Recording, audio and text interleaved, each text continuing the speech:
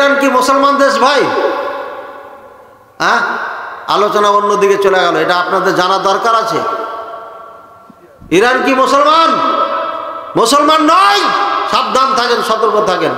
বহুত ওয়াজ আছে এই বিষয়ে, আমার দেখে নেবেন নেট থেকে। আপনারা এখনো ভুলের মধ্যে আছেন। টাঙ্গাইলের মানুষ এটা ধারণাই করতে পারছি না। আয়াতুল্লাহ খোমেনি মুসলমান নয়। এই মিডল ইস্টে মুসলমানদের মধ্যে আগুন জ্বালিয়ে গেছে। এরা অরিজিনাল ইহুদি ছিল, ইহুদিদের থেকে এদের জন্ম হয়েছে, এরা মুসলমান নয়। ভালো করে মনে রাখবেন। বিস্তারিত আলোচনা আমার আছে ইউটিউবে ঢুকের মুখলিস বিন আরশাদ মাদানী শিয়া সম্পর্কে অনেক আলোচনা আছে। একটা বক্তব্য শুনলে হবে না।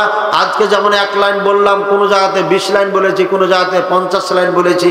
কাজী বক্তব্য শুনতে থাকেন, ইনশাআল্লাহ তত্ত্ববহুল আলোচনা পাবেন।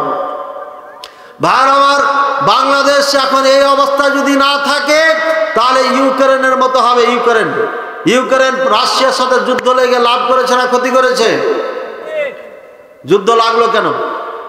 আমেরিকা বলছে তুই যুদ্ধ লেগে যা, যা দরকার আমি দেবো, সৈন্য দেবো, অস্ত্র দেবো, সব দেবো, দে রাশিয়াকে শিক্ষা দিয়ে দে।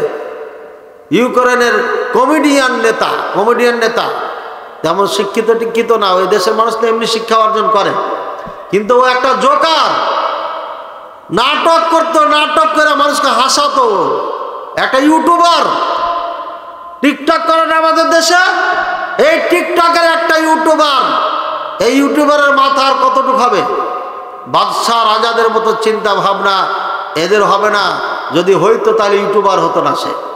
সে আপনার টিকটক করে বেড়াইতো না, মানুষকে জোকারি করে হাসাইতো, হাসাইতে জনপ্রিয়তা লাভ করে সে।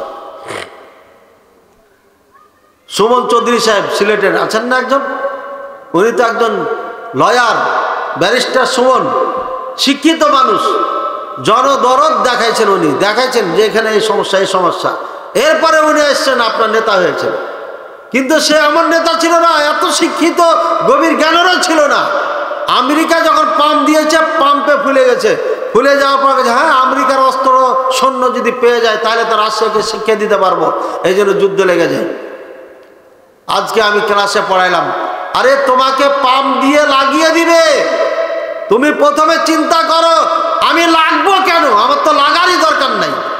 কে সহযোগিতা করবে আর কে করবে না এদিকে না দেখে প্রথমে ভাবো আমার লাগার দরকারটা কি। বুঝছেন কথা?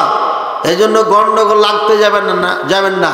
আপনাকে লাগিয়ে দিবে, ভাইয়ে ভাইয়ে লাগিয়ে দিবে।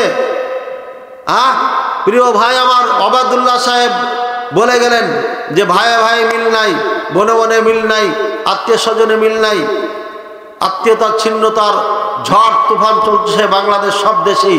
ভাইয়ের আমার, শয়তান আপনাকে ধোকা দিবে, বলবে তোমার সাথে আমি আছি, তুমি এই কাজ করো, তুমি এই কাজ করো। আচ্ছা করবেন কেন? আপনার দরকারই তো নেই। এমন কাজ করেন যেন ঝগড়া গন্ডগোল করতেই না হয়।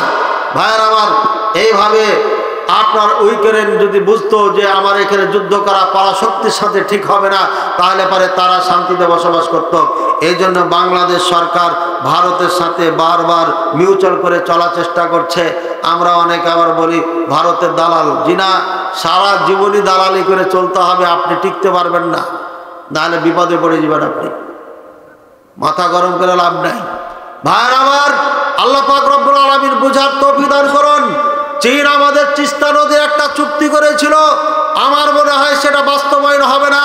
এই জন্য যে ভারত দাদা আমার এটা চাই না, দাদা বলছে তুমি আমার বাড়ির পাশে এসে চীনকে ডেকে নিয়ে এসে ঢোকাবে, এটা হতে পারে না। রাশিয়াকে নিয়ে এসছো ঠিক আছে, কারেন্ট দরকার আছে করে নাও, কিন্তু চীন নিয়ে এসে ঢোকানোও যাবে না। এই জন্য এটাও হবে না। বুঝতে পারছি যে আমাদেরকে এভাবে জীবনযাপন করতে হবে। আল্লাহ রাসূল সাল্লাল্লাহু আলাইহি ওয়াসাল্লাম বলছেন আনতুসিবাহুম ফিতরা, তাদেরকে ফিতনায় গ্রাস করবে। যেমন ভাবে মুসলমান ইংরেজের যুগে রাষ্ট্র ক্ষমতা ছেড়ে দিয়ে, সবকিছু ছেড়ে দিয়ে ক্ষেত খামারে লেগে যায়, শিক্ষা ছেড়ে দিয়ে ক্ষেত খামারে ব্যস্ত হয়ে যায়, এরপরে তারা মাজার কেন্দ্রিক চাওয়া শুরু করে, দরবারে যে চাই আশা পূরণ হয়ে যায়। এইভাবে হিন্দুরা মন্দিরে যে চায় তাদের আশা পূরণ হয়ে যায়। এই আশায় তারা কাটাতে যখন দেখছে ঘরের মধ্যে ইংরেজরা ঢুকে জুলুম অত্যাচার শুরু করলো, সুন্দরী মেয়েগুলোকে তারা ধরে নিয়ে যেতে লাগলো, তখন তাদের মাথায় বুদ্ধি আসলো যে না, আমাদের আর বসে থাকা যাবে না, যুদ্ধ করে দেশ স্বাধীন করতে হবে। এই দেশ স্বাধীন করে আমরা পৃথক হয়ে গেছি। মাওলানা আবুল কালাম আজাদ সাহেব ভারতে যখন উনি প্রথম শিক্ষামন্ত্রী, তিনি বলেছিলেন, হে জিন্না, পূর্ব পাকিস্তান আর পশ্চিম পাকিস্তানের মুসলমানেরা শুনে নাও, তোমরা আমাদেরকে ভারতে ছেড়ে যাও না, তোমরা দেশ পৃথক করিও না। চিৎকার করে করে বলেছিলেন। তার বক্তব্য এখনো নেটে ভেসে বেড়াচ্ছে। ভাইয়ের আমার, আমরা আনন্দের চিত্তে দেশ ভাগ করে নিয়েছিলাম, ভারত থেকে পৃথক হয়েছিলাম। আর এই পৃথক হওয়ার কারণে আপনার এক নয় দুই নয়, আমি যখন দেওবন্দে পড়ি 98-এর কথা বলছি, মুসলমানদের জরিফ অনুযায়ী, গণনা অনুযায়ী ওখানে 34 কোটি মুসলমান বসবাস করে। আর ইন্ডিয়ার সরকারের গণনা অনুযায়ী বর্তমানে 22 থেকে 23 কোটি মুসলমান বসবাস করে ভারতের জমিনে। এত মুসলমানকে রেখে দিয়ে আমরা কয়েক কোটি মুসলমান পৃথক হয়েছি ভারত থেকে, যার কারণে আল্লাহ আমাদের উপরে আযাব আর গজব চাপিয়ে দিয়েছে। ভারত যেমন নাকি আপনার বাংলাদেশে যেমন শান্তি নাই, রাষ্ট্রীয়ভাবে দলে দলে মারামারি হানাহানি, ঠিক পাকিস্তানেও সেই একই কথা, শান্তি নাই। দুই দেশের মধ্যে অশান্তি চলছে আপনার এই ক্ষমতা নিয়ে।